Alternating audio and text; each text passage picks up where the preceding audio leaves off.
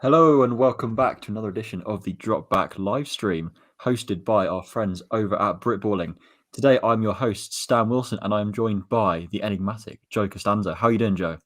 Mr. Enigmatic, back at it again. How's your time off, Daniel? It was brilliant. It left me with time to reflect and look forward to the season we have ahead of us and all the brilliant Drop Back content that will be coming your way in the coming weeks and months. So without further ado, let's just kick things off today with a little bit of news. So it's come out of Jags camp that they're going to be holding an open quarterback competition between Gardner Minshew and the recently drafted number 1 overall pick, Trevor Lawrence. What can we make of this, Joe? Bullshit. How much of an open competition is it actually? It's just something Urban Meyer's saying, isn't it, really? I think he's trying to keep up the facade that there's some sort of competition going on. But in reality, Trevor Lawrence is starting day one, right? Let's not play around. You're not drafting a guy first overall who isn't going to start day one. You would think so, especially as he's been touted as a generational talent by many scouts and media analysts alike. So it would surely be a waste to have him sitting when you've got a talent like him on your team. Unless Gardner Minshew is really doing bits in training camp. He's suddenly better than Trevor Lawrence. All that an open QB competition really means is that they're both getting first team reps, right? Exactly, yeah. And I don't think that there's any way that Trevor Lawrence isn't a better quarterback already than Gardner Minshew. Like, the only thing that Gardner Minshew is going to have on Trevor Lawrence is perhaps his decision-making and NFL experience, yeah. Like, even coming out of college, Gardner Minshew was an excellent decision-maker, and that's obviously only improved with the time he spent in the NFL. So that perhaps is the only upper hand that Minshew has over Trevor. Yeah. I mean, maybe the little niche things like the timing in the NFL with quicker defensive backs and stuff will be slightly different, and that's where someone with a bit of a veteran presence with a couple of years under his belt might have an edge there. But I mean, it's not like Trevor Lawrence isn't touted as, the best thing since and the best prospect since Andrew Luck. I imagine he can pick things like that up fairly quickly. I think this is all just white noise, to be honest. I think it's just something Urban Meyer is saying, just so he has, just to keep up the facade of like there's a competition going. I'm not going to read that much into this. So just typical preseason bullshit then. Yeah. Same old garbage. Like hearing that Josh Rosen is looking amazing in training camp for the Dolphins, for example. I love it. Matt gobbles up rumors like these, doesn't he? He loves them. Matt just scans the freaking Miami Dolphins fan pages and is like, "Yep, this is fact. This must be true. It came from a Dolphins fan. Preston Williams is going to be the offensive player of the year." Exactly. What was his take about? He's had some awful takes about Dolphins players over the years. Let's be real. Yeah, I'm trying to think. He's made a few poorly made sandwich bets. There was one of their defensive linemen versus Lamar Jackson for touchdown passes. Jackson led the league in touchdown passes. Yeah, that was quite a good one. My favorite was the defensive lineman that Williams or his name is? No, I've completely forgotten his name. He was the funny guy. No, he came from the Chiefs, I think, and he joined the Dolphins. He was playing like defensive end, like 3-tech defensive end for them. And Matt just thought he was an all-pro, despite the fact they were obviously much better players. Like Khalil Mack, he missed out. So yeah, he's it's a bit weird, that boy. If you are listening though, Matt, we do love you. We would like you back on the show at some point. So come back from Spain. How about it? Yeah, I mean, it's funny that this is the NFC and AFC East conversation, and we don't have either our NFC or AFC East representatives on the show. Yeah, one of them's in Spain, and one of them's bitching about his vaccine. So, wah. I'm double vaxxed. I get to go to clubs in September. Wah. Yeah, still be on all the dance floors, isn't it? All the clubs in September. He's a rave god. You know what Slitty's like. So let's kick things off. Let's go with the AFC East and the Buffalo Bills in our divisional previews for the 2021 NFL season. So going into the season, big losses on offense is John Brown. I know perhaps you might not consider that a massive loss, but considering his production in Buffalo in recent years, it certainly does make up quite a big chunk of the offense. He's going to be replaced by Emmanuel Sanders, and himself, Stephon Diggs, and Cole Beasley will be making up the Buffalo Bills receiver core. How confident are you in the Bills offense going into this season? I think John Brown will be dearly missed. I think he doesn't really get as much respect on his name as he deserves. However, I think they're going to be fine realistically. I mean, Emmanuel Sanders isn't what he was, but he's still a capable wide receiver if he stays healthy. And we saw how good Stefon Diggs was last year. He's a true number one receiver in that scheme. Cole Beasley, despite his controversial opinions on the vaccine, pretty good guy. And his controversial rap music. Not that controversial. He's got the flow, you know. He doesn't. It's rubbish. Yeah, this is a good point from David here that Gabriel Davis has looked pretty impressive in the past. Be interesting to see, you know, getting some more reps up in there. And Isaiah Hodgins as well has had little stints. I mean, they've got a few guys, don't they, who could potentially, I mean, not fill the hole that John Brown has left, but like with Emmanuel Sanders, Gabriel Davis, Isaiah Hodgins, maybe accumulate to some form of. Yeah, I mean, one to look out for could be, Aaron Rodgers' boy, Jake Kummerow. He's on the Bills this year. Apparently, he's been tearing up training camp, though that means nothing. I don't know how much of that is just to try and like nibs Aaron Rodgers and just piss him off, but you know, I mean, I imagine Aaron Rodgers seems like a guy who'd be probably quite happy about that if he got a starting spot with the Bills. Yeah, either way, I'd love for Jake Kummerow just to come out and have just an absolutely massive season, just to just annoy the Packers front office and make them wish they kept him. When you know, was it the Dolphins cut Chris Hogan after that season of Hard Knocks, where everyone's like, Chris Hogan always open 7-Eleven. And then he actually was really good for the Patriots afterwards. He was very good. He was very, very good for the Patriots in that season. So, yeah, it's a bit of an interesting one. The big weakness for me for the Buffalo Bills is their running game. They really struggled with Devin Singletary, and then they brought in Zach Moss, who's pretty much similar. He's a very similar running back to Devin Singletary, in my opinion, in terms of their ability to be used in the passing game as well.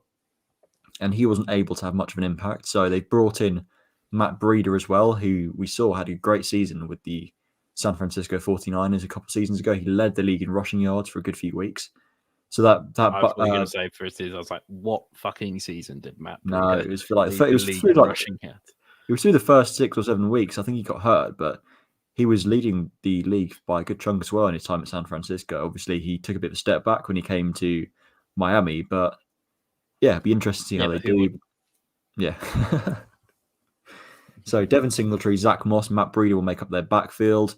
I think we can all agree, or all of us being me and you, that that's a pretty weak room.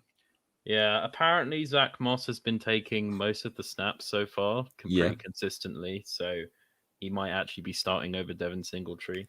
To be honest, I think Devin Singletary has kind of had a fair amount of chances now to really be the person he was kind of hyped up to be, and he hasn't really shown anything that special. He's shown glimpses of being a capable running back, but nothing to say, you know, with the value you can get running backs now. I completely agree with that. Like, I think he's going to be limited to just being a role player in that backfield. Perhaps the fact they brought in another like experienced starting running back in Matt Breida means that they're going to rotate more. But yeah, I've heard the same rumors as you. Zach Moss has been getting more first team reps, so we'll see what that means for the Bills during the regular season. What's your view on the Bills' offensive line then? How do you feel that they'll fare during the season? They did pretty good. They did pretty good last season, but I mean, who have they changed up? I think their right tackle has changed. They're now rolling with Darrell Williams at right tackle. I'm not sure if he was the same as last year, but I know that he's not the strongest of right tackles. Yeah, he's just a big body, really, isn't he? Big body, yeah. Cody Ford he's good. Yeah. Mitch Morris, obviously a quality center from Kansas City. Dawkins. Dawkins actually currently right now he's out with COVID-19, so that's one to watch coming into the preseason. Yeah, but I mean, it just means he's going to miss at worst like one preseason game, really, doesn't it? Yeah, let's hope so. And of course, at tight end as well, Dawson Knox, bit of a breakout player, had a couple of great games for them over the past couple of seasons. Could we see him take a bit of a jump forward more this season with the lack of John Brown there, perhaps? Yeah, that's another position where he could make up some of that lost production.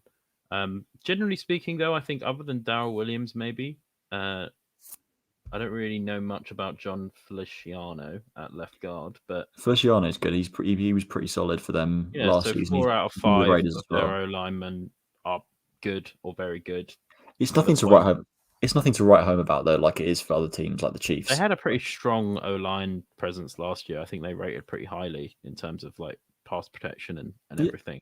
Yeah, they were okay. They just couldn't establish a run game, but part of that might just be because of the lack of quality in running back.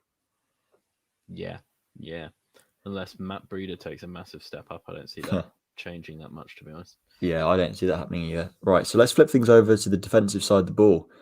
In the trenches, they've got Jerry Hughes, Star Lotulele, Ed Oliver, and Mario Addison on the defensive line.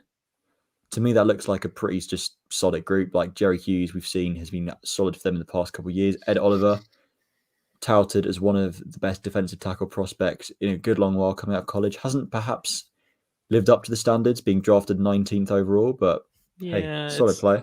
It's tough when you're interior defensive line to really live up to the standards, though. I do agree with you because obviously it's so much more easy to dominate at college level where you've got guys who are just amateurs essentially. They'll never make a living out of this job. And you can have an interior defensive lineman that's one of the best in the league that gets like 19 tackles on the whole year, but he clogs up a lane. You know what I mean? Like, yeah, no, it is a really underappreciated position. Yeah. I'm happy with that. I think they've got a fairly strong defensive line. Maybe I don't see them really rushing the passer too well. See, here's what I could change. They've I think they might not have the highest quality defensive end / edge rusher group, but they do have one of the deepest. So left defensive end. Got Greg Rousseau, yeah. Carlos Boogie Basham they drafted as well. AJ Epinesa. That's a fucking amazing name, Boogie Basham. It's brilliant, isn't it? And our boy F.A. Obada as well, and Mario Addison too. F.A., get in there, son. Yeah, he could get some reps. I'd love to see that. I mean, he's going to struggle this year with the addition of... Well, he's going to struggle to even make the roster with the addition of Greg Rousseau and Carlos Basham as well. I back my boy F.A. over Greg Rousseau. I'm not even gonna... That's not even a joke. I'm with you. I'm with you on your dislike of Greg Rousseau. He's just... Just a bit trash. Don't like what I saw of him at all. What do you think about the linebackers? Well, the linebacking core looks all right to me. You've got Matt Milano, Tremaine Edmonds, AJ Klein. Like it looks very solid to me. I mean, outside of Tremaine Edmonds though, like it's pretty average. I love Matt Milano. I'm a massive Matt Milano fan. Yeah, I guess he's a bit like Joe Show, but he goes a bit underappreciated, but actually is quite productive, isn't he?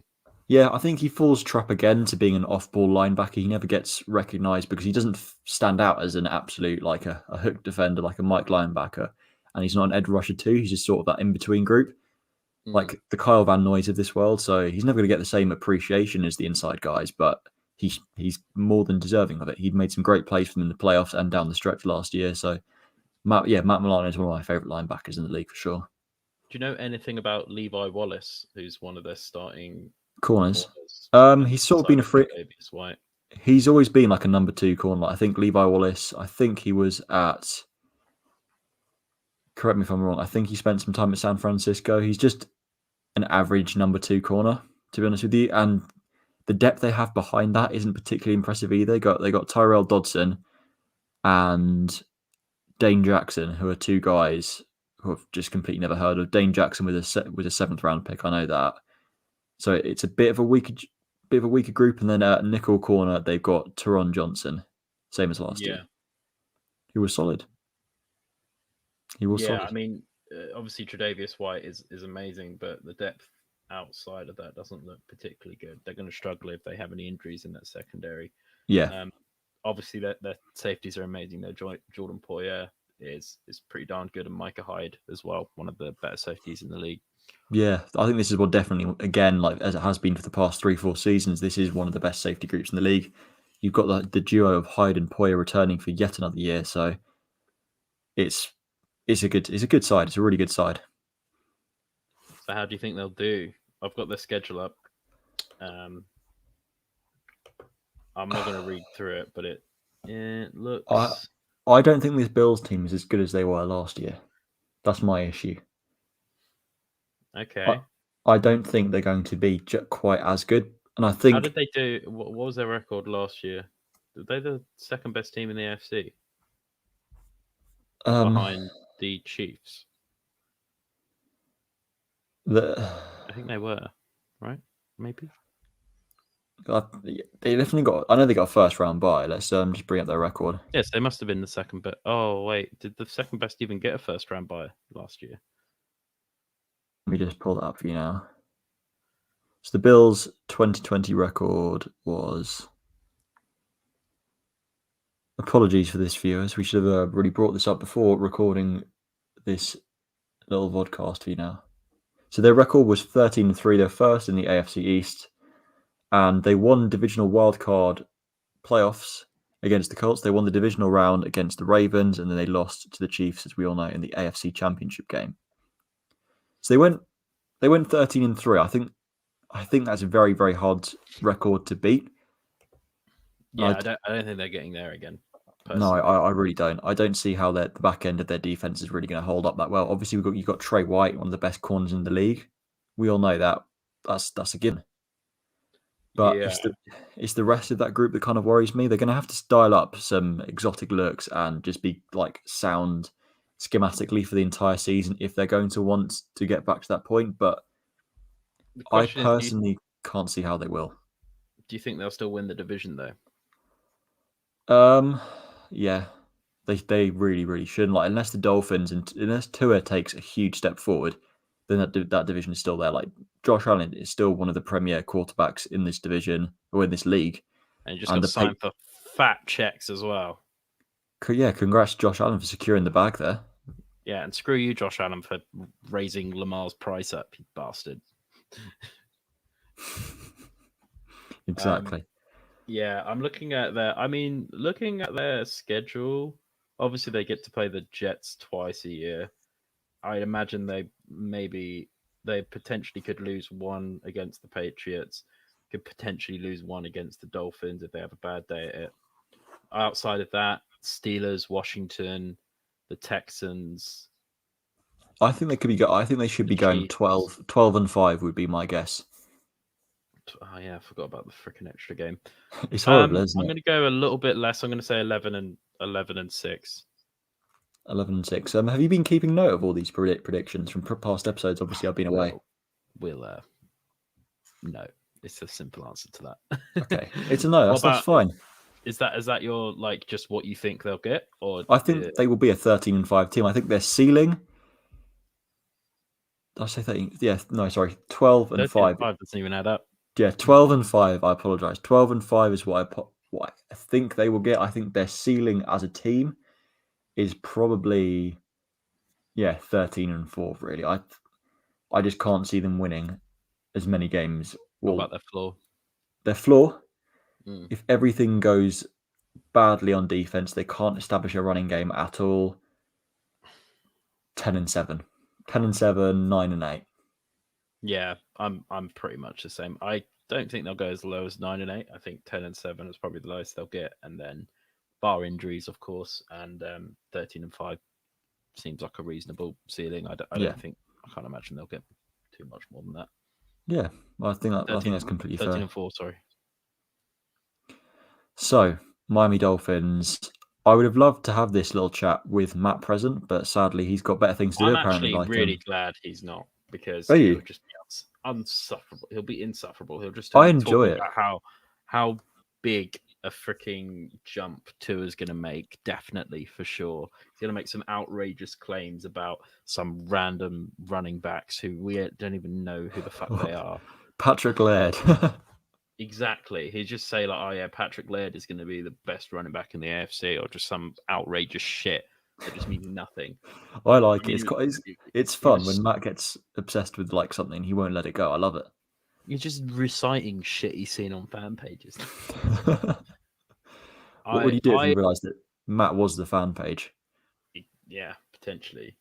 I'll tell you what. Here's the controversial take. I could see Tua getting benched for Jacoby Brissett during this season. Slew, if you're listening right now, can you please use that as the intro or outro? Thank you very much. I could see that happening. Really? Yeah. If new offensive scheme and everything comes in, still can't throw the ball downfield. We know Jacoby Brissett can. I'm not convinced. I mean, I'm not saying it's definitely going to happen, but I could see it fucking happening. I don't know. I don't think. Well, at the end of the day, he doesn't really have much of an excuse this year because he's got an absolutely fantastic receiving core. He's got Devontae Parker, Will Fuller, Albert Wilson playing slot receiver with Jalen Waddle, who's likely going to take his spot. You've got Alan Hearns brought in as well. Preston Williams, guy I'm very fond of. He's physically unable to perform right now. He's on the PUP list, but I'm sure he will be taking over that X spot when Devontae Parker gets injured or Will Fuller gets injured. So what's more likely to happen? It's going to be a Will Fuller injury, isn't it? One of them's going to be injured, isn't it? Yeah, one's going to get hurt. It's bound to happen. So Will Fuller is suspended. Has he done PEDs again? Oh, he might have done something stupid, but I can't see Albert that where Wilson's I'm looking. Also okay, and obviously Jalen Waddle. I want to see what he's like. Waddle's going to be fantastic. Let's not even go there. He's just Alan Hearns. I forgot they had Alan Hearns. Yeah, I mean, he's not done anything in a while, but he was very decent in the Jaguars back in the Blake Bortles era. But in the Blake Bortles era, the Blake Bortles, yeah, he summed it up. You laugh about it, but he almost took him to a Super Bowl. I mean, yeah, he was pretty much one drive away from it. Yeah, pretty tragic. Guy Matt's quite excited about Lynn Bowden Jr. traded for from the Las Vegas Raiders. Bowden, what is it? I've heard both. I think it's Bowden. I don't know. Perfect. We'll go with Bowden then for today. Probably like incorrectly pronounced. Well, like how Tyrod Taylor is actually Tyrod Taylor. Yeah, exactly. But no one's going to change, obviously. I don't think he's actually really going to get the ball much, to be honest. At best, he might. What? We don't even really want him to be returning kicks because you've just got Jakeem Grant there, who's shown that he can do it. So and Jalen Waddle. I wouldn't personally have Jalen Waddle returning your punts. Or I would just get the man some reps. I mean, he's probably going to get enough reps as it is. Like, I mean, currently he's listed as the backup slot receiver to Albert Wilson. No, on mine he is the slot.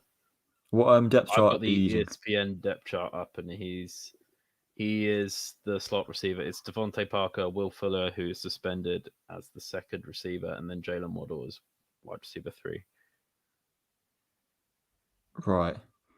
But I mean, it doesn't really matter. I think he'll probably start in the slot, to be honest. Otherwise, I mean, you've invested a first round pick in him, unless he's literally trash, which I don't see him being. I thought Jalen Waddle was very good in college. Yeah. Obviously, Tua trusts him a lot as well. Also, Mike Gesicki at tight end has been quietly amazing as well. Austin Jackson, left tackle, also pretty darn good. Serviceable, at least. I mean, he's not outstanding, but he'll do the job. I'm not sure too much about the rest of the offensive line. See, the guy who I'm looking forward to seeing play this year is Liam Eichenberg out of Notre Dame. One of my favorite offensive line guys. Like, he didn't make my top 5 purely because of how is he one of your limitations. Pardon? He was my top 5, but he's one of my favorite. Not even your top 5. He wasn't in my top 5, but he was one of my favorite under the radar guys. He's an absolute unit of a bloke. He's a sleeper picks. He is. He's like 6'8", 360 pounds. When did they draft him? Second round, 21st pick. It's not even a sleeper then. Second round. Okay, sorry. One of the more under not the a radar sleeper. guys. Not in your top 5, Stan. Where you're chatting I like shit. Liam Eichenberg, all right. Yeah, no, this is the first I've heard of him, mate. I haven't heard you mention him once in that off season. I've got him written down. I had a note. Oh, do you? Show me the notes. Show me the notes. I will bring it up to you after this podcast is made, and I will show you. I got a list of my sleepers. Liam Eichenberg's one of them. A big guy. I'm fond of my big guys, and you know the saying with offensive linemen, you can't move a fridge. You can't. You simply can't. He's a fridge. So Good luck That was getting one of our past him. favourite little sayings in the off season. You can't move a fridge. Yeah. Yeah, I also think it's funny how they got Matt Skura from us, us being the Ravens, and he's not even starting on this depth chart I'm looking at. Michael Dieter. Dieter. Yeah, we'll go with Dieter. It looks like Dieter to me. Yeah. And yeah, right guard, they got Robert Hunt as well. Second-year player, drafted last year in the second round, 20th overall. Backing him up, we got Jermaine I can't say it. Illuminor. There you go. Illuminor. Traded from New England. He was a starter in New England for a while, so you got good depth right there. And then you have Jesse Davis at right tackle. So perhaps that's the weakest spot of the offensive line. But yeah, it's weird. It's like I don't think it's a particularly strong offensive line, but it does have decent depth still. Yeah, it's got veteran players like Solomon Kindley, Matt Skura, Jermaine Illuminor as backup, so they shouldn't be too worried. Right? I think it should be an average group. Like they did manage to perform above expected last year, so we'll see if they can continue that. Although to be fair, all this Dolphins offense in general needs to do is it's got one of the stronger defensive units in the game. So really, and the defensive-minded head coach, a good defensive scheme. I think they just really just need to score anything above 14 points a game, and they're pretty much set. Yeah, I'd lean towards like 21 points or more a game personally, just because of it's a passing league. It's a passing league, exactly, Joe. You know that's exactly how. They do have one of the better secondaries in the league. Obviously, you've got. Start with the safeties actually. Jason McCourty and Eric Rowe, pretty darn good safety pair, and Xavier Howard, who I believe has just been paid, and Byron Jones, who is a pretty shut down guy, and Noah Igbenogany. Hey, are you really gonna forget Matt's guy, Nick Needham, like that? Yes. Okay, fair play, good man. I mean, he's listed here as the 6th cornerback on their depth chart. He'll be a nickel though. He'll be starting nickel. Him or Needham. Noah, surely Noah. Oh, sorry. I thought we were talking about Igbenogany there for some reason. So yeah, Igbenogany and Nick Needham will probably be the starting slot corners, maybe rotating with each other. At the safety, this is perhaps one of the more underrated groups in the league. I think Eric Rowe from New England. Yeah. He was pretty fantastic last year. And then a fellow former New England Patriot is Jason McCourty, one of the McCourty twins. Pretty underrated pickup, I think, this offseason. Did Jason McCourty play for New England, or was it just Tennessee? No, McCourty, he joined his brother at New England for a couple of seasons, and now he's at the Dolphins. Yeah. Okay, cool. Come on, Joe, wake up. Is Javon Holland a rookie as well? Javon Holland, yeah, one of my least favorite players in the draft. Who he probably will turn out to be like an absolutely solid, like a solid apex defender. That's usually what happens when you call someone out for being shit. They just flex all over you. He'll end up playing nickelback for them when they're in zone packages, and he just will ball out, like I know now because I've said he's crap. Yeah, well, you shouldn't just say people are crap in general when they're stud athletes, but yeah, I think that would be funny to watch if anything. I think the weakest unit in this defensive front is probably the linebackers. Really, so they've got I think it's better than it was last year. Yeah, obviously they got rid of oh god, what's his name? I've forgotten him. He used to play for the Patriots. He's back at the Patriots now. Outside linebacker. Or Kyle Van Noy. Kyle Van Noy. Yeah, I mean, I think he played the end for them, but I mean, he didn't. Outside he basically linebacker. Didn't even play. He didn't play the whole year, but apparently he was a good, strong veteran presence to have. Andrew Van Ginkel. He's a solid player. He's a solid player. McKinney. He's a very hard hitter. I'm a big fan of Jerome Baker as well. Great pass coverage guy, quite quick for a linebacker. A Dolphin since day one. I like him. It's interesting how they've got Jalen Phillips here listed as a will linebacker and not. Oh, it's a 3-4. Okay, that makes sense. It's a 3-4, and that third linebacker. Why is he not starting in this? I don't know if ESPN's just got it wrong. I can't imagine he's not starting unless there's some sort of injury concern. But it depends on the package, because obviously, like 3-4 teams, obviously they line up in like 4-3 fronts occasionally, like 4-3 sub fronts. So like he'll line up as edge rusher quite a lot of the time. Like he has to. We saw what he was like coming out of college. Yeah, he looked like the most promising actual, like in terms of technique, edge defender in the draft. Yeah, but obviously the stuff they're doing as well in Miami, it's a bit funky. It's not very it's not as usual, not a usual scheme compared to the rest of the NFL, but we like to see it. What they do is they use that third linebacker similar to how they do in New England, where they are a pure apex defender. They never come into they're never lined up like 5 yards off. They're always quite close to the line of scrimmage, but they're not a pure edge rusher at the same time. I wouldn't have thought Jalen Phillips would be used in that role, the same role that Kyle Van Noy was in last year. But yeah, we'll have to see. Looks like Andrew Van Ginkel will be stepping in for where Van Noy left off. Yeah, they've also got, so I mentioned Jerome Baker in the inside, and then in the Sam position, Brennan Scarlett. Oh, Shaquem Griffin. Yeah, Mr. One-Arm himself. That does not define him as a player, okay? I mean, that was the only reason he got hyped pre-draft. Let's be real here.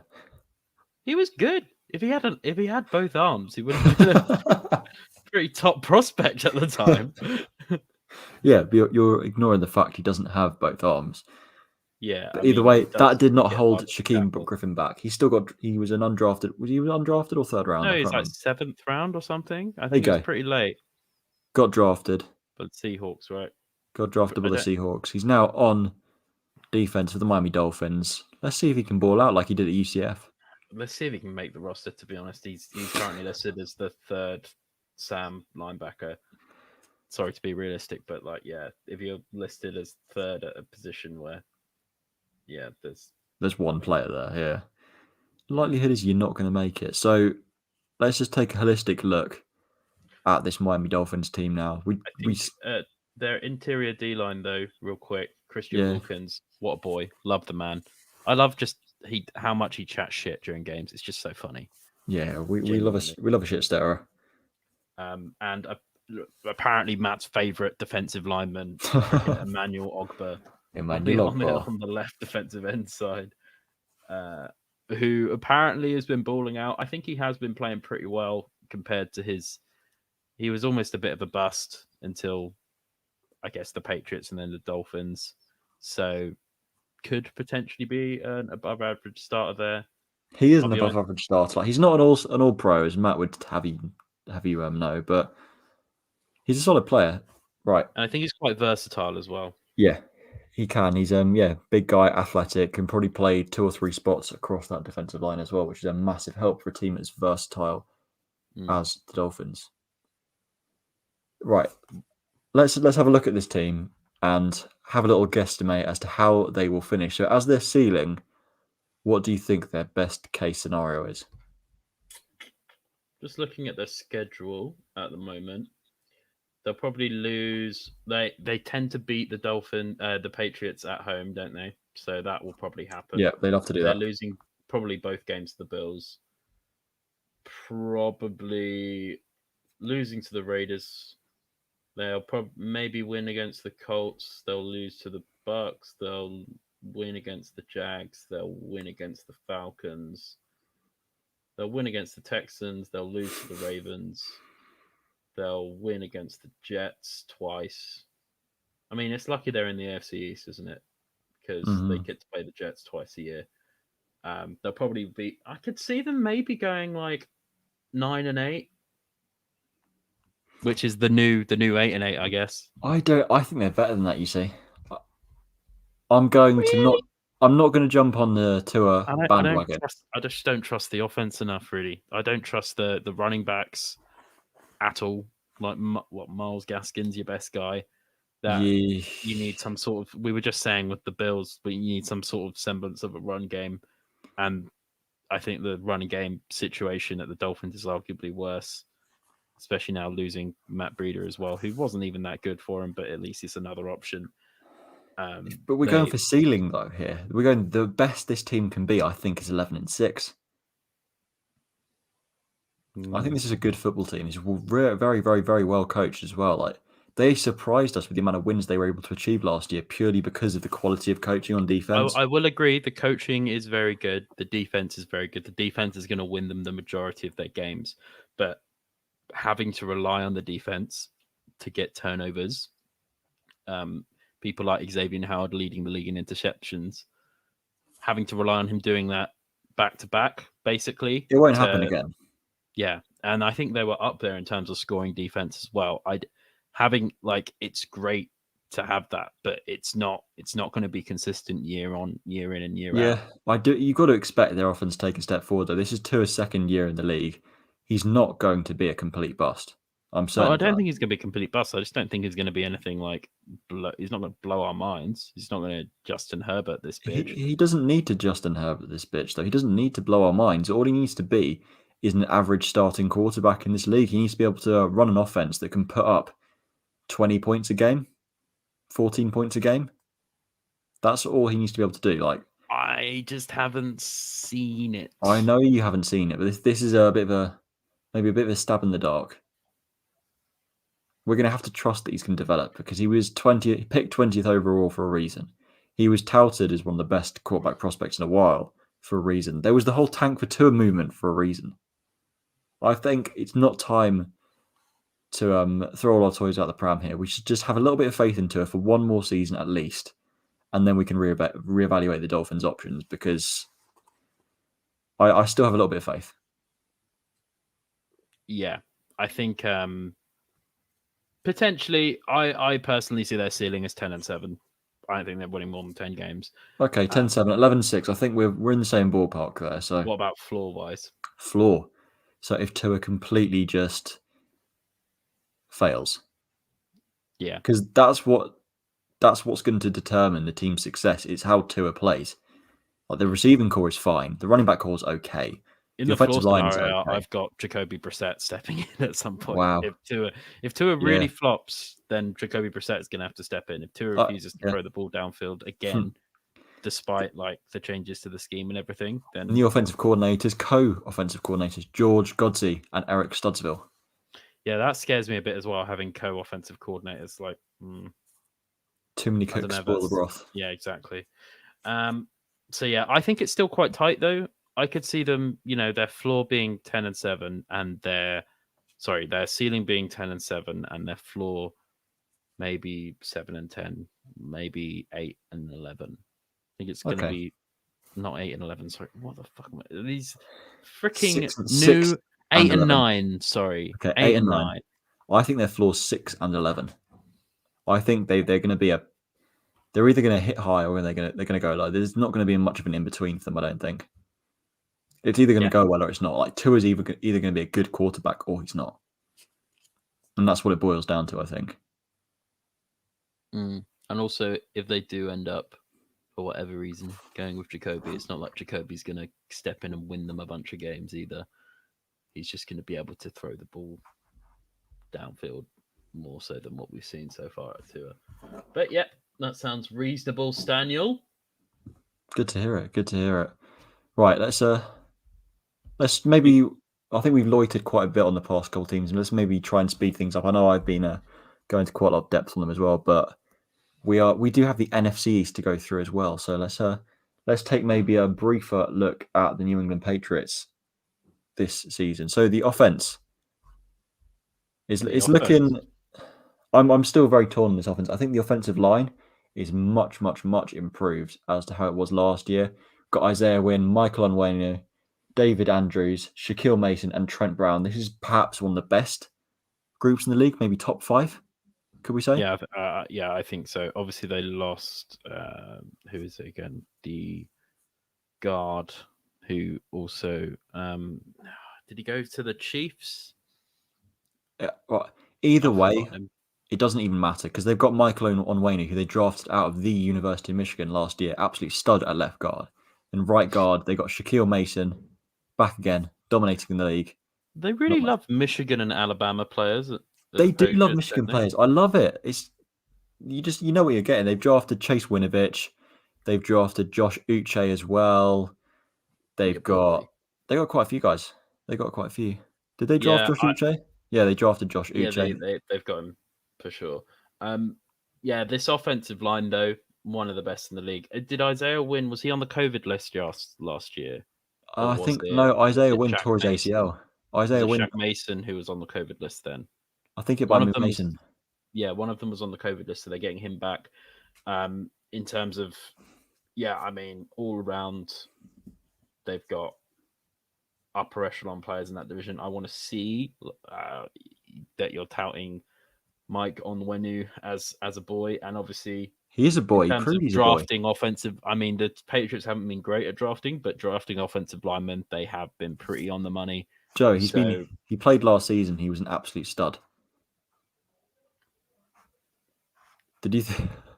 I take my comment back. He was an absolute stud. Okay, I'm just saying the Patriots weren't fun to watch last season. No, they weren't fun to watch, and that's because of that man in the middle, Cam Newton. His mechanics deteriorated because of what I can only assume to be a lingering shoulder issue. So they drafted Mac Jones 21st overall. Mac Jones is not listed as starter currently, which means Cam Newton will be. But their success is going to be massively limited because of their wide receiver core. They got Nelson Aguilar and Jacoby Myers as their starters. N'Keal Harry backing them up with Kendrick Bourne as their number 4. N'Keal Harry also wants a trade, right? It's a pretty disgusting group of wide receivers, I'd say. But the one saving grace from this pass-catching group is their tight end core. Jonnu Smith, Hunter Henry, they both signed them this offseason. Johnny Smith from Tennessee had a massive season. Hunter Henry from the LA Chargers. It's looking pretty tasty. Yeah, and I believe Hunter Henry is injured at the moment. He's always injured. What's new there? And then in their running back group, they've got Damian Harris, who is predicted to have an absolutely huge season this season if he's the starter. Not that really means much to the Patriots because they rotate their running backs like it's I don't know. They change their running backs. Hot potato. Yeah, exactly.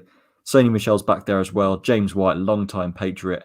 And Jacoby Myers is also listed as a running back as well as a wide receiver. So that is a little bit interesting. Well, I'd hope not because he's currently their second starting wide receiver. Exactly. So that'd be interesting. Overall, I think that offense is just going to be held back by their QB and wide receivers. Like with the running game, I think is going to be absolutely explosive. It depends. When do you think Mac Jones is going to step in? I don't know if he will. I don't know if he will. Do you think the Patriots is just going to sit on another disappointing season? Yeah, I mean, I think their offensive line is too good for them to disappoint that much. Cam Newton might not throw for more than 200 yards a game, but their running back group is phenomenal. Like Sony Michel through 3 games without collectively passing over 100 yards at one point. Yeah, there was a lot of QB power stuff.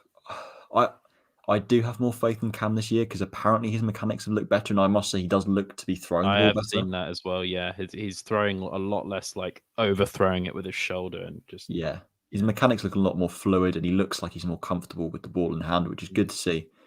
So before we take a look at what we think this offense can produce in terms of record, let's just flip over to the defensive side of the ball and have a look at the dark side. Flip that shit. Flip it over. So in the trenches, they've got Dietrich Wise Jr., Lawrence Guy, Devon Godshaw from the Miami Dolphins, and Henry Anderson from the New York Jets. And Christian Barmore. Yeah, I almost forgot about him.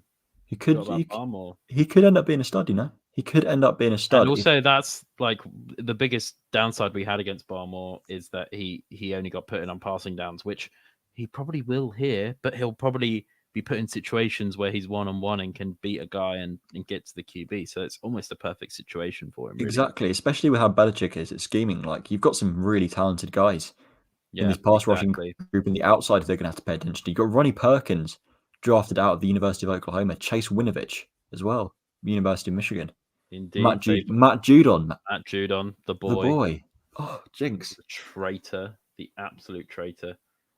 Don't get too butthurt, yeah. And they got Josh Uche as well from the University of Michigan, a guy Bill Belichick absolutely loves, from what I've heard. He's a sort of in-between player, not quite a defensive end, not quite an outside linebacker. A lot of depth on these outside linebackers positions, don't they? I would agree with you there. Donta Hightower as well, just absolutely phenomenal. Absolute stud. Phenomenal middle linebacker I think he also didn't play. Yeah, he didn't play last season. He was off. Yeah.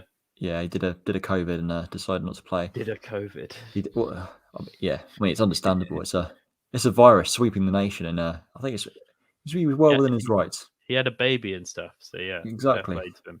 Fair play to the Yeah, man. obviously, and then you've got Stefan Gilmore, absolute Oof. stud. Jalen Mills coming in at corner Green as Goblin. well. The Green Gobbo. The self-proclaimed Green Goblin, who no It one else doesn't calls the look Green like Goblin. he's currently listed as their fourth corner. I don't know if he's going to play slot for them. He might even play a bit of safety depending on whatever the hell happens.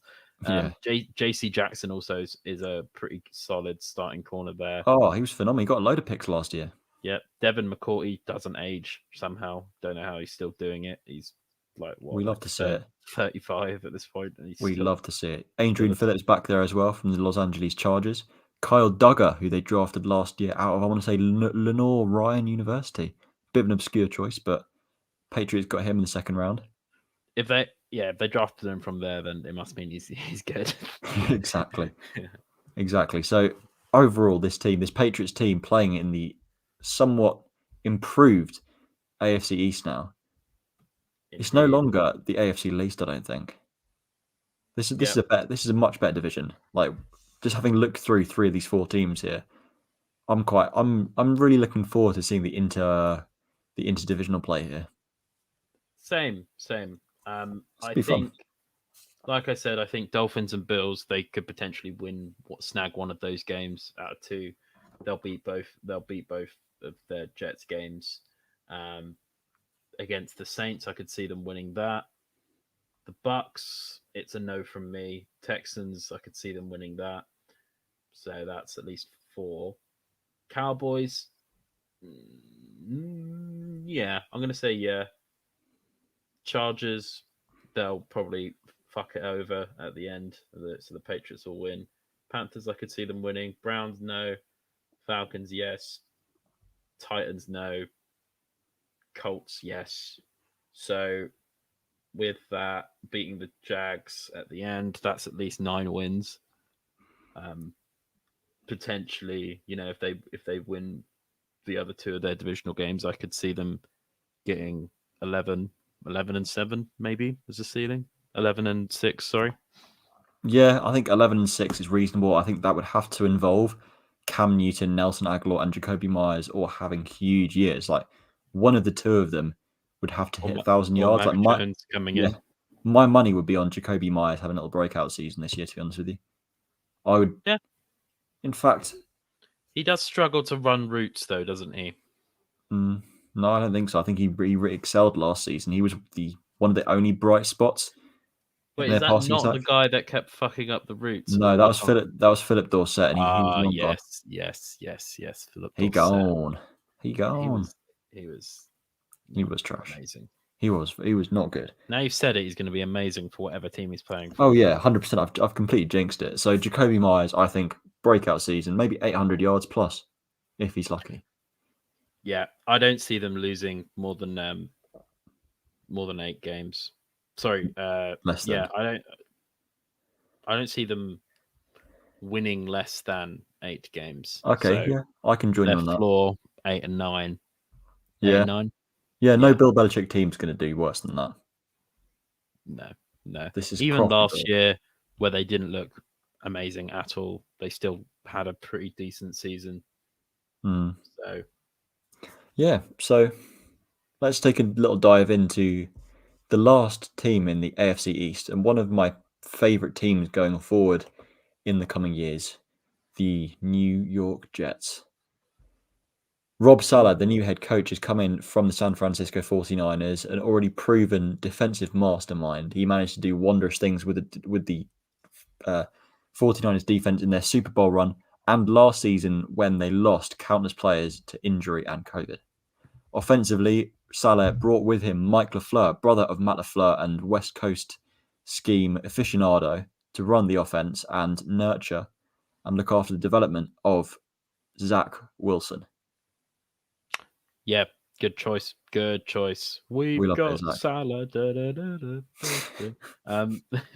Yeah, I'm liking the pick of Zach Wilson. I also like what they did in the first round, drafting Elijah Vera Tucker. Oh yeah, at that left guard position. That left side of the offensive line now with Mekhi Becton and Elijah Vera Tucker looks pretty darn tasty. George Fant as well at right tackle. Not a bad little guy. Not a bad one at all. So I think offensive line wise, they look pretty good. That's Yeah, good, obviously, for much a improved young from where they have QB. been. Exactly, and you need that with a young QB. Obviously, picking up Tevin Coleman, he's a seasoned vet at running back. He's shown that he can work. In San Francisco as well, in Mike LaFleur's scheme. What's not to like? Exactly. And I also like one of the Michael Carters who went. He's listed as number 4 though currently. Tevin Coleman's listed as starter. Then behind him you've got LaMichael Pirine out of Florida, Ty Johnson, and then you've got Carter and Josh Adams. This is where ESPN's fucking me over because it's saying he's listed at number 2. But that's interesting. My depth chart was updated on the 11th of August, so yesterday. Maybe you're more. Maybe I'm more than I am. Picking up Corey Davis as well at wide receiver, who huge. Yeah, I mean he started off his career on a bit of a slippery, like not looking that special with the Tennessee Titans, but he picked it up later on. Jamison Crowder, bit of a stud. He's been basically the only thing they've had for a while now. Keelan Cole, also a great pickup from the Jags there. And Elijah Moore, who, despite some drama, I believe at practice, he just walked out. I don't know if it was, I don't think it was even injury related. He just walked out of practice. So that's interesting. Not looking great. But if worse comes to worse, they also have Denzel Mims, who they picked up last year. I'm looking forward to seeing him develop. Yeah. So I think wide receiver room actually looks pretty good. In fact, the offense in general, not looking that bad. It looks good. It's a good football team. Yeah. It is a good football team. I really like this team. Yeah. I think it's weird because their defense actually didn't. It was almost like last year they were just put in situations where eventually, like, what can you fucking do? It's with actually a really good coach team. who basically wanted to tank. I mean, with Greg Williams calling that freaking press coverage on what was on like 4th all and out long blitz, or something, leaving their undrafted rookie corner Lamar Jackson on. Lamar Jackson. Yeah. Yeah, it's an interesting one. But this year, I think I'm really looking forward to seeing this Jets team. Like Rob Saleh, Mike LaFleur, 2 of the best coordinators in the game. Yeah, it's going to be fantastic. It's going to be absolutely fantastic. Mike LaFleur's going to do some funky stuff at running back. I think there's going to be a lot of rotation.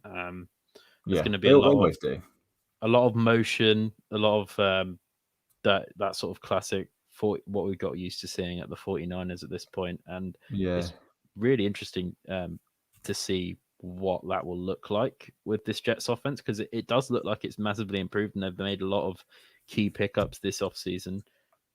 I really like the coaching. I really like their GM as well, Joe Douglas. He's one of the better GMs in the league. Everyone sort of gives a lot of praise to him, and he's obviously done pretty good acquiring the talent here. It's just whether or not they're ready to perform now, or whether they still need a few years.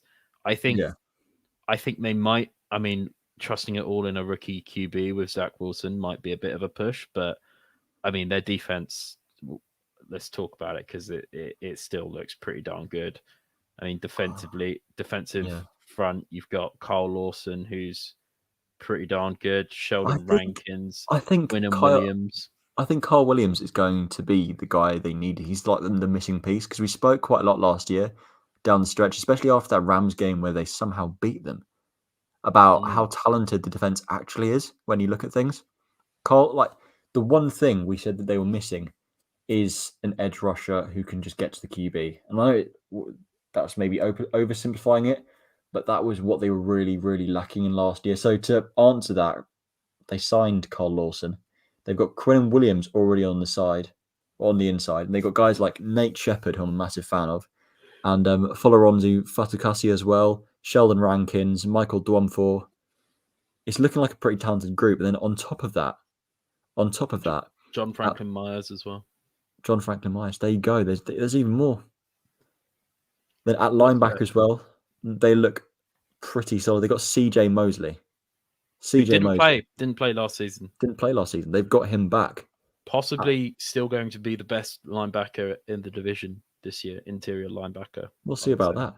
You got Jared Davison from Detroit and Hamza Nazaruddin, who was previously listed as a free safety in college who's now listed as their starting linebacker, ahead of experienced guys like Blake Cashman. So be interesting to see how he performs at linebacker, perhaps being used as more of a hybrid guy. Then in the secondary, we've got Bleswan Austin at corner, Bryce Hall, who actually played pretty well. He's a second-year player now. And then at safety, the great Marcus May and Ashton Davis. Marcus May is one of the best safeties in the league, for sure. Oh, 100%. And you forgot the second Michael Carter. The second Michael Carter. Who plays corner. He's listed as, on my whack depth chart, he is possibly a nickel corner. Yeah, he's listed as the second nickel corner behind Javelin Guidry. Really? Yep. That is interesting. It's been interesting, actually, because they had one of the best nickel corners in the league who's only just been picked up as a free agent. They had Brian Poole playing the nickel last year. Yeah, I know. I don't know why they didn't bring him back. Me neither. He's a sneaky good player. Sneaky good. Yeah. Right, go on then. Ceiling for the Jets, Joe. Oh, I like the talent, but I think they're still a few years off from really, maybe a year off from really coming out and doing amazing. I think from where they were last season, they're going to make leaps and bounds. I think the ceiling is probably 9-8. Winning season would be a really good season for them. I think if everything goes well, they could be 11-7. 11-6. Oh, 11-6. You know the one. 11-6. I really think Zach Wilson is that talented, and their wide receiver core, like Denzel Mims, I think is going to be the missing piece here. If they need either Denzel Mims or Keelan Cole to step up here, and then I think they can be a really, really successful football team. Well, they've got 4 legitimate guys there now. Yeah, they've got 4 legitimate proven guys, and Elijah Moore, who could perhaps step up as well. Braxton Berrios, he was sneaky good last year. Sneaky good. So, and then if it all turns to rubbish and it all just goes down the pan, I think their floor is going to be like 5 wins, 6 wins, 6-11. I'm going to say, which is still a massive step up from what they were. Yeah, it is still a step up, but considering the talent they have, not only on the field but off the field in that coaching box. Yeah, it would be a massive, massive shame if they were anything. If they don't win 8 games, they should be very cross. I say floor wise, 4. 4. I guess was it 4-13 now? I'm okay. I'm gonna go with my floor is 6 wins. I can't see them winning less than 6. They're a good team. A very good team. I think they're talented. I just think it's going to take maybe longer than people are I don't think they're going to completely turn it around. Right. After 1 year, it takes a while to sort of get out of that losing culture as well.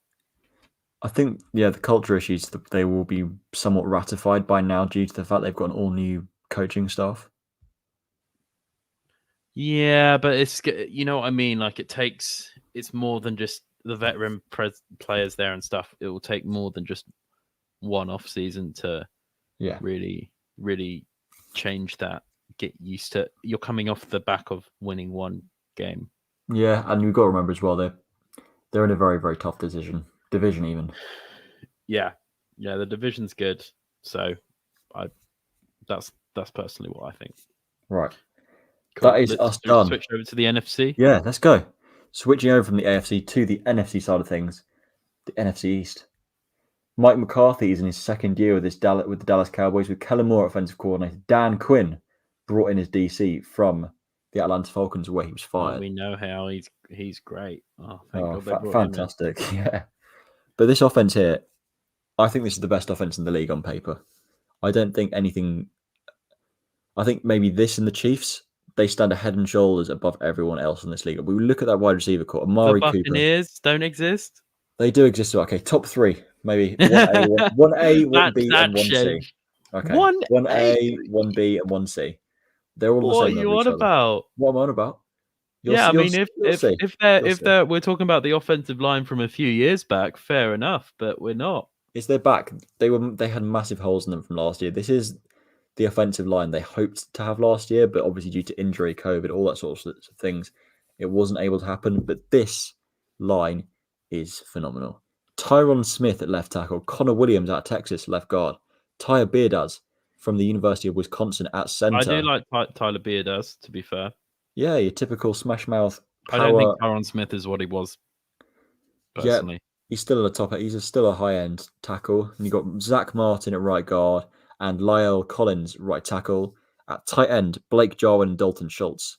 To me, that whole pass blocking, run blocking group absolutely phenomenal. And I then also don't behind, think Zach Martin is what he was as well. they We will were be talking fine. about them like Tyron Smith and Zach Martin when Travis Frederick was there as well. Like it's not. It's not the We're a same, few but it's as years good as they removed could from that. get. It's still a top group of offensive linemen. And then more to the point, it's going to be what's behind those guys that count. The three men who could potentially elevate this offense to new levels. Dak Prescott, he's back. The former 4th-round pick, he's back. His leg is all healed, He really. And then kind of. and then either side of him, you've got Zeke Elliott and Tony Pollard.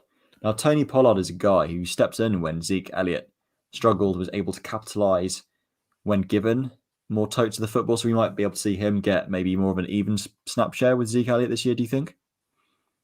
I think He was that good. he is, but I think this is the Cowboys, and part of like the big marketing machine and stuff is just behind Zeke Elliott. So I think he's still going to get the majority of the snaps. Maybe when he's injured, Tony Pollard will come in and inevitably do play his heart out and do pretty well again. But I don't see Tony Pollard getting a significant amount of snaps every game with a healthy Zeke Elliott there, Right. personally. However, this wide Offensive. receiver room is fucking amazing, to be It fair. is. Amari Cooper, CeeDee Lamb, who played his fucking heart out while everyone else was injured last year, completely overlooked how good he was because of how bad the rest of like the quarterback play was, basically. But he was quietly one of the best rookies of the year, you know, behind obviously Justin Jefferson, and Michael Gallup, who is absolutely solid. Like he's a very good receiver. Doesn't really get enough praise as he should do. Depth Yeah. wise, behind that, not amazing. Maybe Cedric Wilson potentially, but other than that, like, it's nothing to eat your heart out. But those three are looking pretty darn tasty. Well, yeah. I'm a massive fan of this unit as a whole. I'm going to be honest with you. The entire offense for me, I think they're going to be able to score. Blake Jarwin at tight end. You're a massive fan of Blake Jarwin at tight end. Their tight end doesn't matter. The tight end group's fine. They'll do the job when needed. But it's the wide receiver core, O-line, and quarterback that are going to do the job for them this season. Like we saw last season before Prescott went down, they're going to light up this league, and it's going to be exciting to watch. Dak's still questionable at the moment because of his ankle, though. He'll be He back. did pop it back in during that preseason game. Apparently, Absolute nutter. Madman, considering it was a preseason game and he wanted to get back on the field, so he just popped his ankle back into place. Love it. Defensively, they've improved a lot. Let's be real here. They've improved a fair bit since last season. Admittedly, their safety group, they haven't solved any of the problems there, but elsewhere on the field is looking a lot better. So they got DeMarcus Lawrence, Carlos Watkins, Neville Gallimore, and Randy Gregory on the defensive line.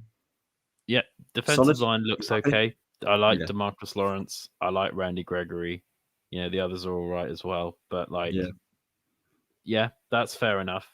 Yeah. I think the linebacker situation, I mean, you obviously picked up Micah Parsons in the draft.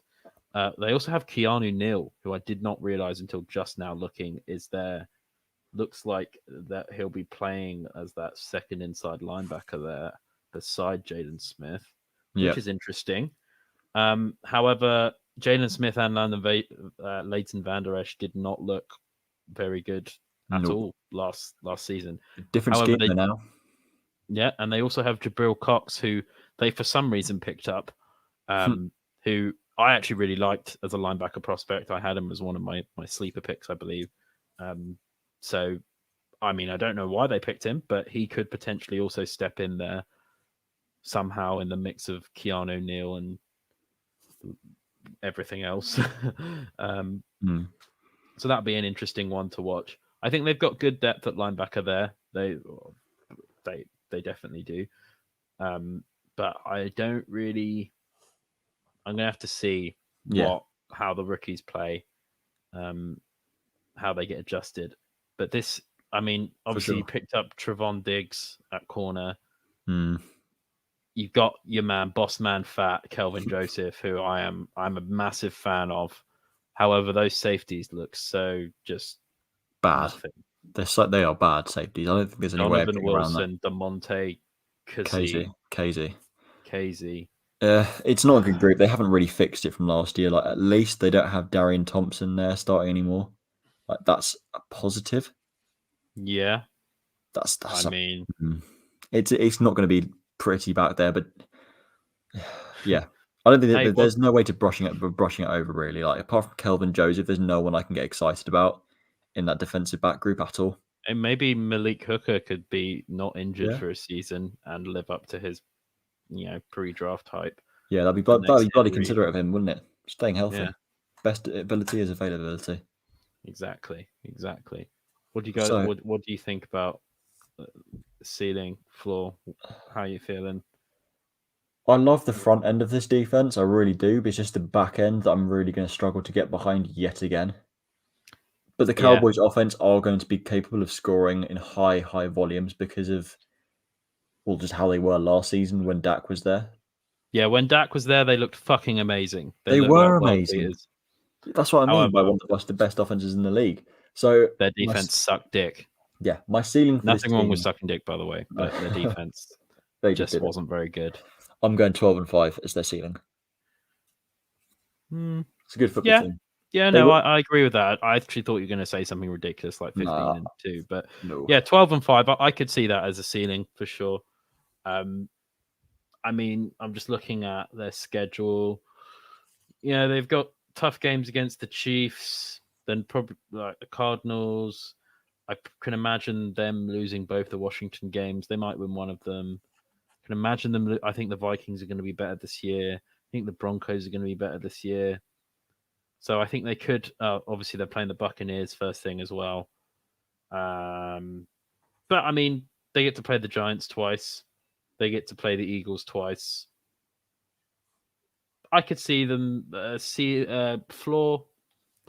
If Dak stays healthy, and that just assuming no injuries, which never happens, like floor 8 and 9, just below 500.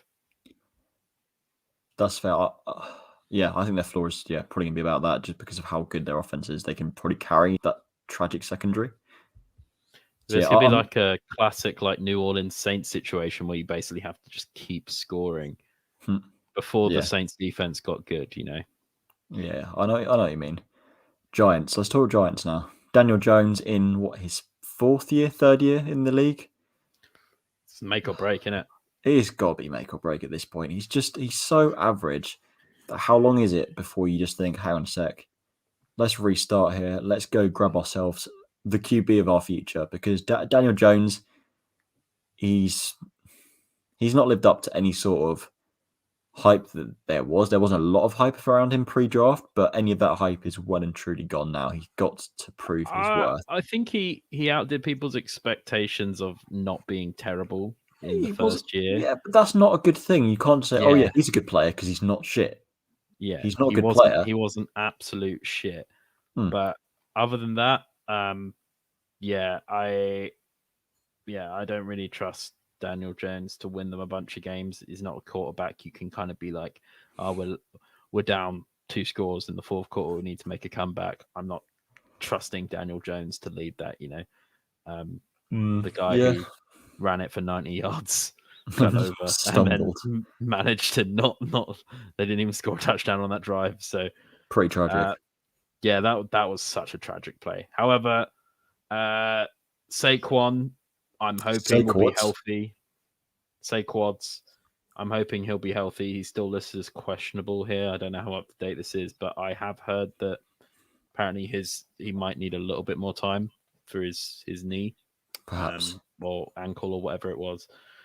And I mean, behind him, if they're starting the season without him, they've got Corey Clement, Alfred Morris, Devontae Booker.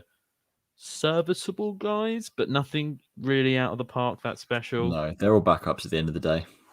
Yeah, I am looking forward to seeing what Kadarius Toney does, Apparently, a lot of teams Yeah. actually wanted him. They're going to use him as. Apparently, the Jags really wanted him and that's why they picked up ETN. Etienne to play him in that sort of role, which is an interesting take. But yeah, I'm really looking forward to him. They picked up John Ross as well, which I completely forgot about. It'll be interesting to see if they can scheme him open in some way. I do think one of Daniel Jones's strengths is his timing on like passes and ability to through not seeing people come free blitzers, just throwing it in the face of pressure. So on those timing routes, he can actually kind of get going. So it'll be interesting to see if they can scheme John Ross open. And Cardarius Toney coming over the middle and getting those sort of rack yards will be interesting.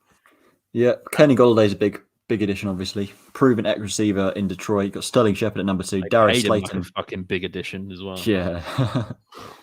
But as always is the downfall with the Giants, the offensive line is looking rather poor as usual.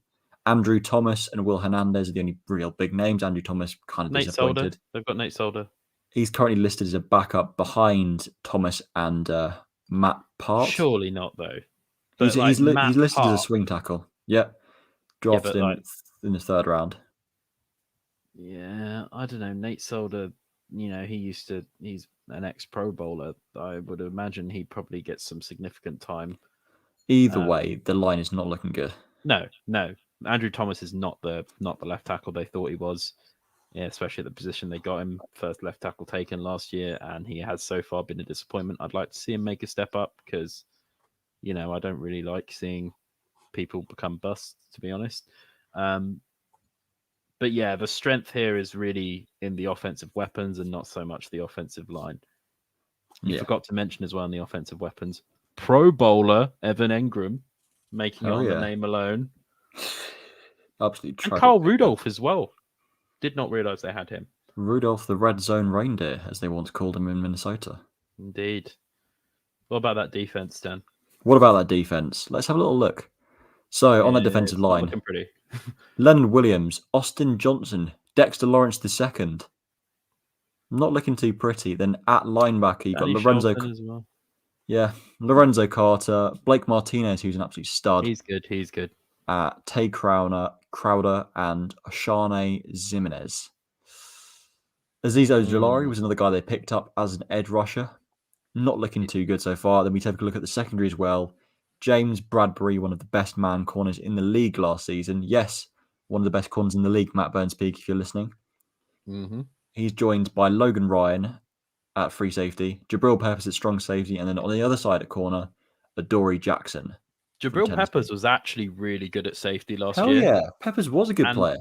He actually was, and he's always been kind of like a tweener between like a linebacker and a safety, but they just played him at strong safety, and he shat on people. He was really good. He was a surprising addition there that's really turned out well for them. They got him via trade, right, with the Browns? Yeah, they got him from the Browns in the it was some sort of trade. They threw him away as as an extra in a trade, basically. Adoree Jackson as well. No, it was in the Odell trade, wasn't it? It was in the Odell trade. Yeah. I think they just sort of chucked. Yeah, like here, have Peppers. He was good in college. Sure. And he actually has turned out to be very good for him. So I could see, that secondary, not bad. It's a good secondary. The secondary is the strength really of that defense, for sure. Yeah, especially compared to last season. I think they could really make leaps and bounds there.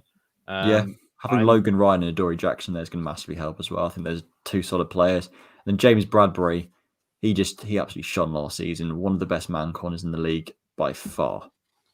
Yeah, I mean, outside of Blake Martinez and possibly Danny Shelton, maybe Leonard Williams, I don't see them stopping the run very well. No, me neither. I think they're going to defensive front.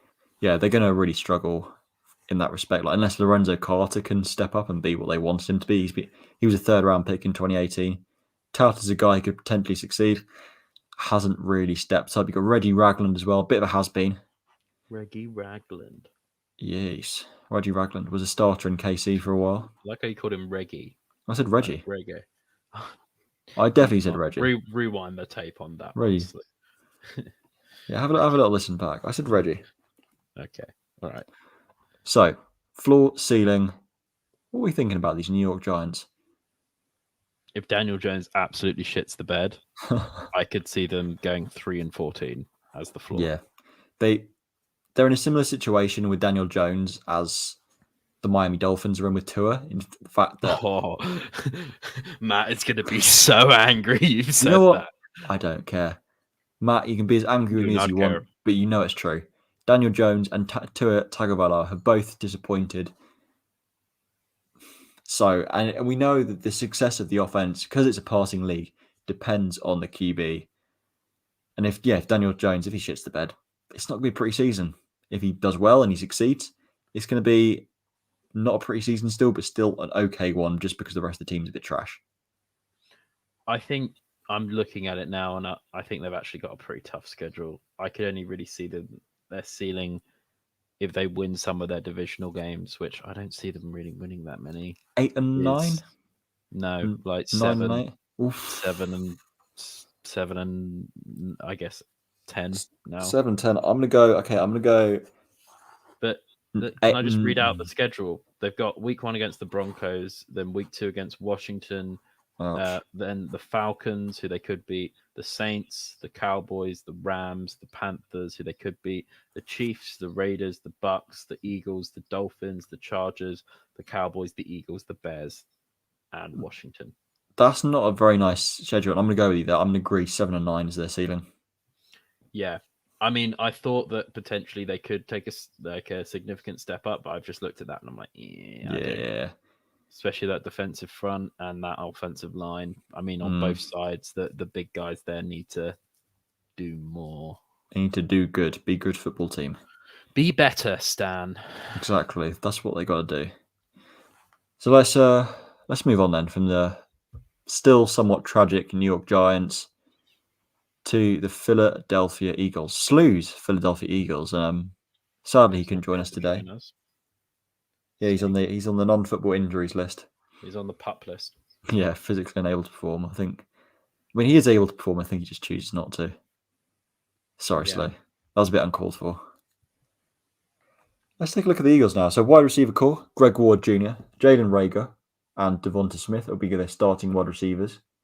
Travis Fulgham, controversially, not a starter. On their offensive line, Andre Dillard, Isaac Seumalo, Jason Kelsey, Brandon Brooks, and Lane Johnson, who they're still clinging on to somehow. Lane Johnson's good still. I mean, he gets a bit injured, but I mean, he's still one of the better right tackles in the league. Right, you can't move a fridge, but what good is a fridge that's got no wheels on it? Because then you can't move it around. You simply can't move it, my friend. You can't move it, but you can get around it quite easily. That's what I feel has happened with Lane Johnson. Fair enough. I've got more faith in him than you do, however. He's my boy. He's my Hunger Games boy. He's your Hunger Games boy. And Stu is here listening in the private chat, and he said he didn't say Reggie. Listen back. So there you go. He's lying. Yeah, listen back, Stu. Confirm it. Oh, wrong Stan. So I didn't say Reggie, apparently. I'm sorry. He's saying you were wrong about Lane Johnson. He's saying you were wrong about Lane Johnson, my friend. Which you are. No, I'm not. Lane... He was wrong on both accounts.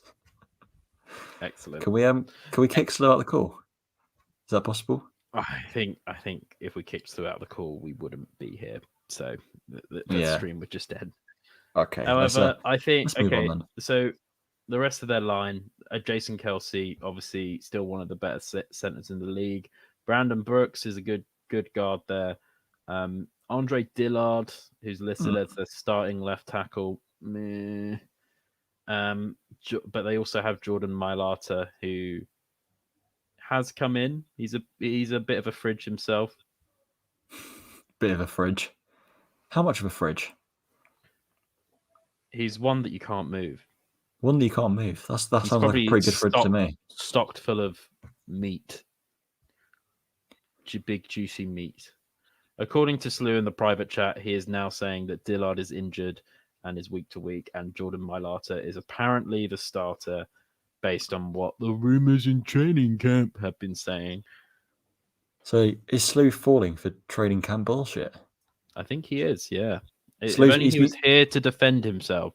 He's been spending too much time with Matt, clearly. Exactly. I mean, technically he is here. He could literally add himself to the stream right now and defend himself. However, he refuses to. Anyway, moving past their offensive line, who, aging but good, in my opinion, is obviously their tight end room. I think is probably the strongest, one of the stronger ones in the league, really, with Dallas Goedert and Zach Ertz, who I have heard Jalen Hurts has been targeting very heavily in training camp above the wide receiver options there. Speaking of which, Devonta Smith, excited to see what he does. I don't think he's been that active in training camp. I think he's got a bit of a niggling injury at the moment. I think, was Jalen Reagor injured all of last season? I'm fairly sure he barely started a game. But I think it was because of injuries. Yeah, Slew is just confirmed. But Greg Ward also... He did play. I know he definitely did play. Greg Ward had shining moments last year. And so did Travis Fulgham as well. So... Yeah, Fulgham was sneaky good in fantasy some weeks. Exactly. He's inconsistently great. Inconsistently great. There you go. And they've also got the man, the myth, the legend, Joe Flacco, who's going to end up starting for them at some point. The elite quarterback, Joe Flacco. Oh, no. It means if Jalen Hurts, I would never wish injury on anyone, but if Jalen Hurts gets benched for whatever reason, Joe Flacco's stepping in, and it means that Slew has to support Joe Flacco, which is amazing to me. Slew's going to hope that Joe Flacco wins the MVP, which is brilliant. It's fantastic, isn't it? And then in the running back room, either side of Jalen Hurts will be Miles Sanders and Jordan Howard. And Slew's boy from the draft, Kenny Gainwell. Do they still have Jordan Howard? Yep, he's listed as their second overall running back. Oh, okay. Kenny Gainwell back there as well, more importantly, with Kerryon Johnson as well. It doesn't matter because Miles Sanders is one of the better running backs in the league, quietly. Yeah, he's fucking amazing. I really think a lot of young running backs could emulate what he does. He's fantastic. Mix of patient and just quick. Yep. Average to below average offense, can we agree?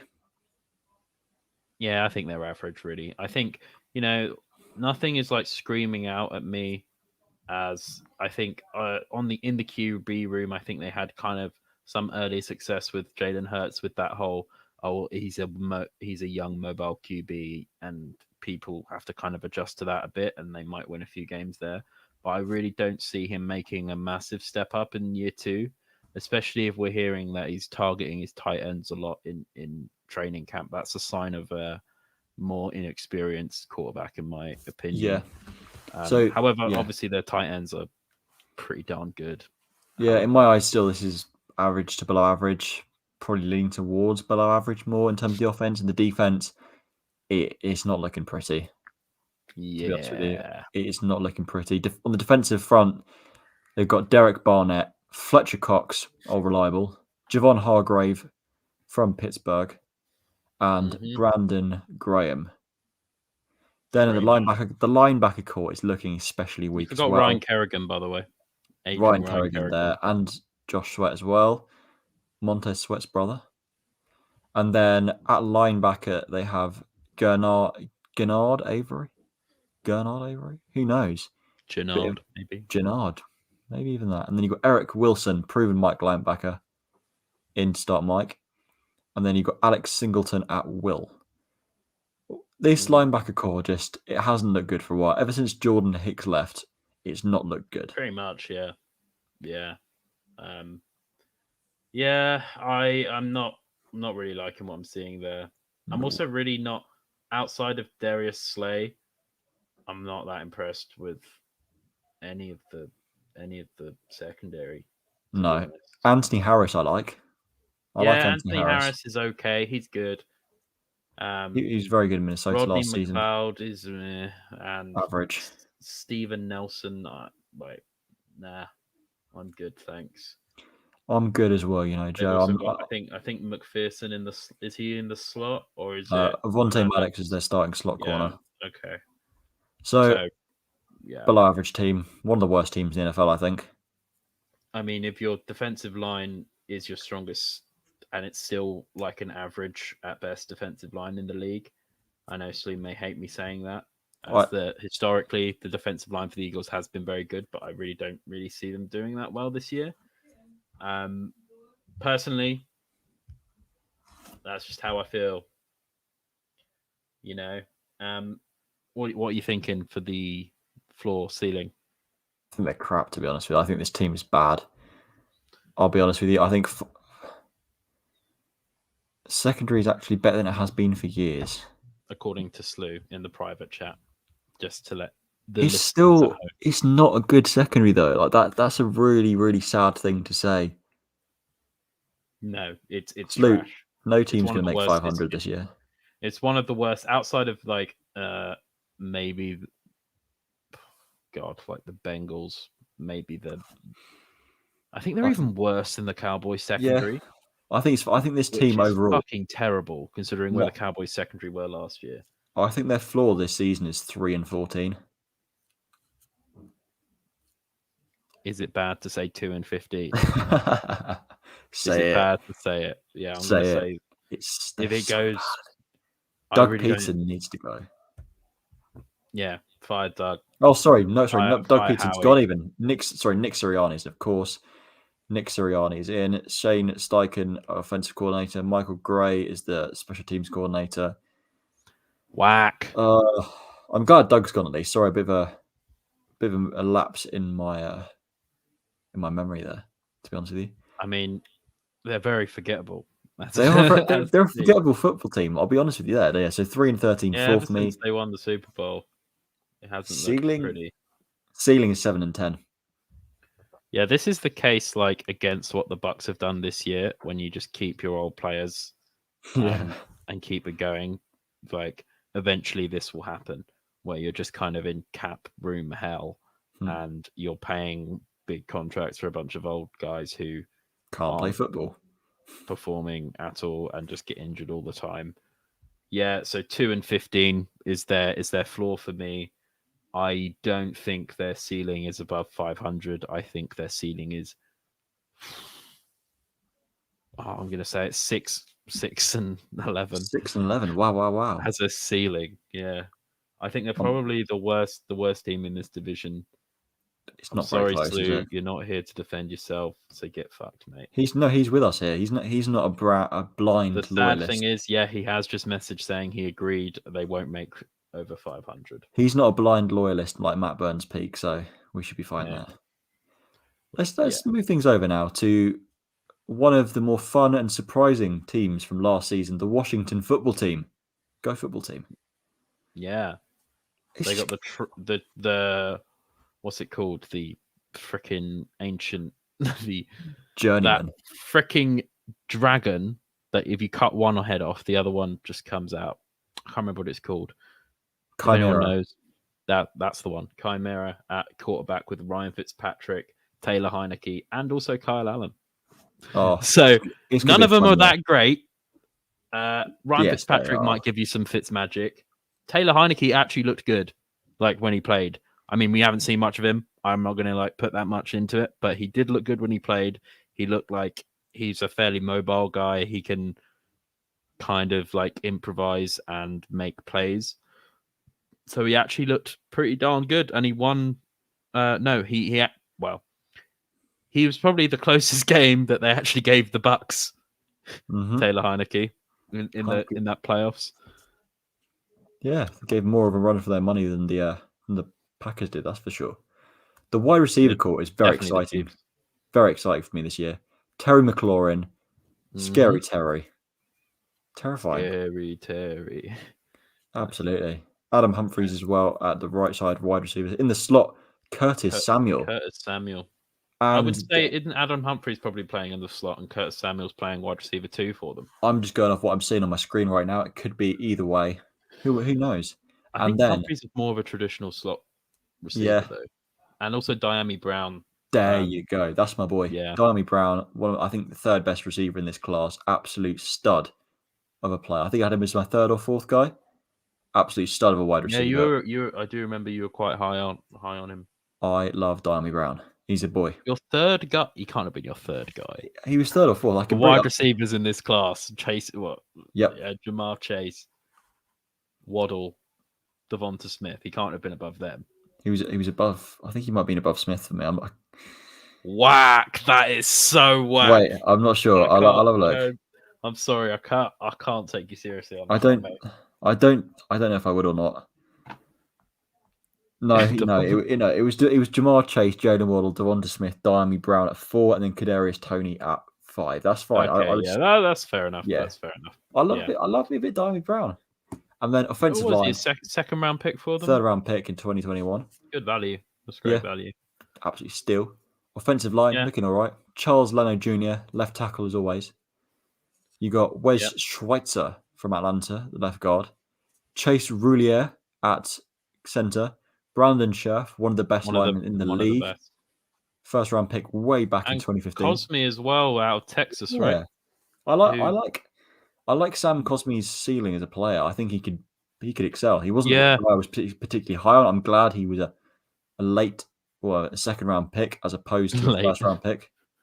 That's late considering how much talent went in the first round in this O-lineman out of O-lineman in this draft.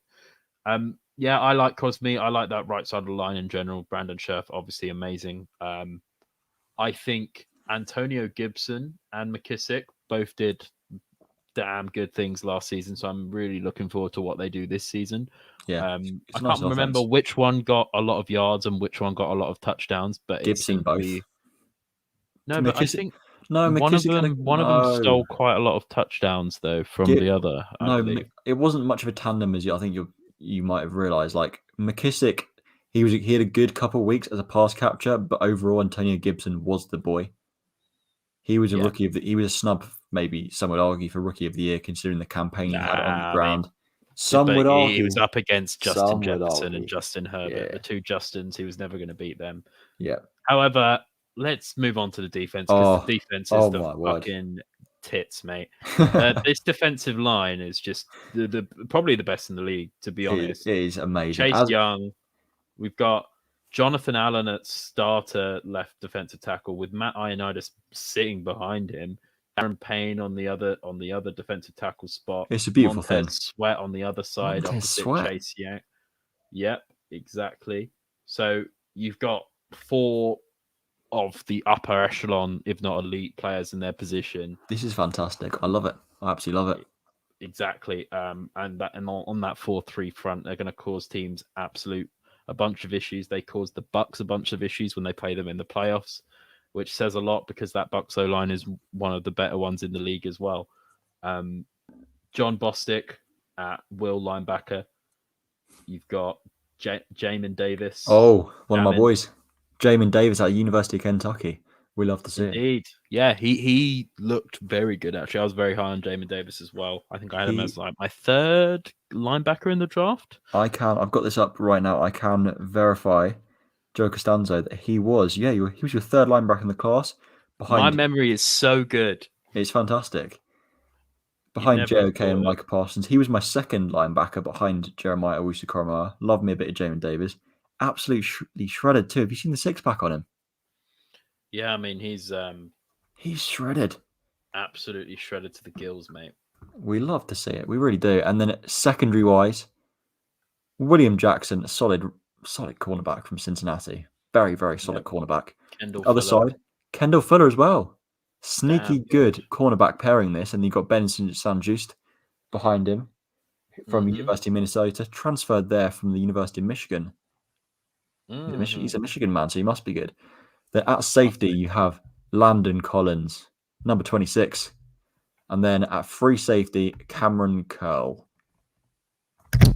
Landon Collins, I mean, not as good as he was at the Giants, but still one of the better safeties in the league. I think he had a great season. I think he was better last season than he was at the Giants, I think he had a great season. And then obviously you got Bobby McCain there as well at free safety, previously with the Miami Dolphins. Is he starting or is it Cameron Curl?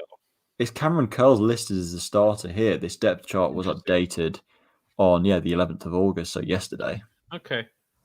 I really like this defense. It's definitely Yeah. the strongest point of it. This is almost like that Dolphins situation where they might be in a situation where their defense can win them quite a few games. Yeah. Sorry. Great special teams unit too there. Tress White and Dustin Hopkins. Yeah, that is true. It's a great special teams unit. Just thought I'd point that out, Interesting to see. Their returners are not who I thought they would be. Yeah, it's an interesting returners group. But yeah, so Washington football team, for me, ceiling is probably win the division. Win the division. Win the division. Yeah, Might not even be that hard to win the division. I think ceiling wise, what the Cowboys do, really, isn't it? 12-5 ceiling, is that outrageous? That probably is about outrageous. Actually, I'm gonna step that down. I don't know with the 17-game season though if that is outrageous or not, because like, is the 12-5 season the same as what an 11-6 used to be, or what? Like, I don't know. It is. So I could have seen them going. 11-5. So I could see them doing that last season. So I could see them, doing something similar. So 12-5, I think it's enough to win the division. Oh yeah, easily. And I see them winning the division for sure. With that defense, the only thing that's the biggest unknown for them is that QB room and how Ryan Fitzpatrick is going to. Will you get Fitzmagic or Fitztragic? That's the quite big question that each team who fields Ryan Fitzpatrick must ask themselves each season. Yeah, but each season in recent years, he's given us at least a few games of Fitzmagic before he turned into Fitzaverage. Fitztragic. It's not really Fitztragic, though. I never think he's like that bad. He's all serviceable. He has had some 3 interception quarters before. He has had some absolutely awful stunts of playing. Yeah. I mean, Slew said it there. You'll get both. There you go. The voice of reason. And also, the worst case scenario, they get Taylor Heineke, who didn't look that bad. And he's good. They get to see what they have in him, at the very least. Yeah, they re-signed him to a 2-year contract extension as well after the way he played. So down the stretch last season. 12-5 is the ceiling. What's the floor for you? Because of how good their defense is, I don't think they will win anything less than 7 games. I'm going to go 7-10 as their floor. I've got 8-9. I think. Same ballpark. Which, with this division, how it went last year, might even win them the division again. So, got them winning the division anyway. Floor or ceiling, they win the division. Fair play. So that just about wraps up this week's episode. We got anything else we need to talk about? Yeah, it has been a long one. 1 hour and 42 minutes. There you go. That's got to be some sort of record. Probably. Probably up. Have we done longer? Not officially released. I mean, we've chatted shit for hours after a podcast before, but I would never release that footage. No, or the recording from before this little show either. Hey, Joe? Exactly. No, I will not tell you that story on air, my friend. That story is for maybe a rainy day. Don't trust your friends. Snakes. Don't trust your friends. They're snakes. That is what you should be taking away from this episode, if not anything else. So with that being said, we're gonna call this a day. If you want to check out any of our other media, head over to thedropback.com where Alex Voice Joyce has just posted his college football preseason top 25 rankings article. I would highly advise you head over. Go check out his YouTube channel as well. Any given Saturday. Have a little look. Yeah. Subscribe, like, comment. Share it if you enjoy it. And we will be back next Tuesday with another podcast if everyone's back well and healthy. And back next Thursday as well for our regular weekly live streams as we start to build up towards the 2021 NFL season. So thank you so much for listening. I've been Stan. I've been Joe. And we will see you